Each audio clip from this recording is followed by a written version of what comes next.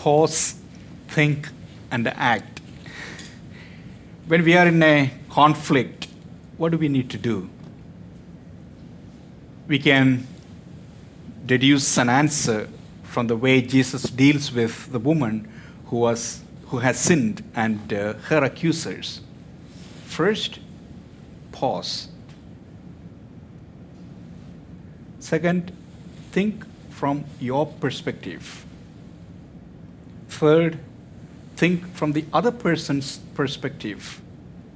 And fourth, express yourself and embrace the conflict and look at the other person with a loving compassion and forgiveness. In today's gospel, when the woman who had been caught in adultery was brought to Jesus, he listened to the accusations, paused in silence, maybe looking down and writing, and invited them to look within their own hearts for their own sins. And then he asked the woman a question, listened to her answer, and forgave her and told her not to sin again. Jesus is always willing to forgive. He always gives a second chance to people who are humble and willing to start afresh.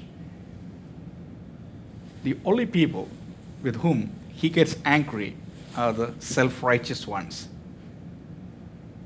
So what can families today learn from this? Pope Francis says, there is no perfect family.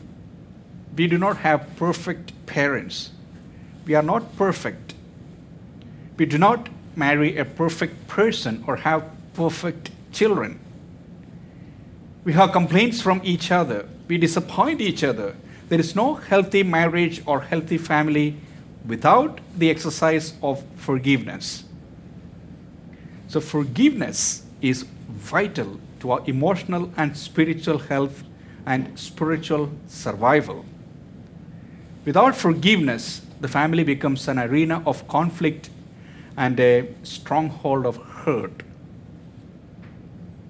We may choose to bring out the worst in one another, or we may bring out the best in one another.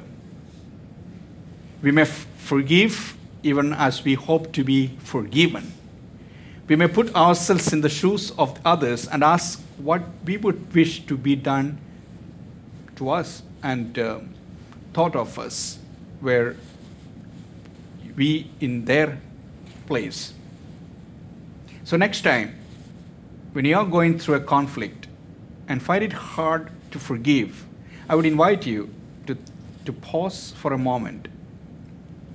Think from your perspective, and then try to think from the other person's perspective. And finally, embrace the conflict and think of the other person with compassion and forgiveness. Following these will help us to love whatever is lovable in those around us.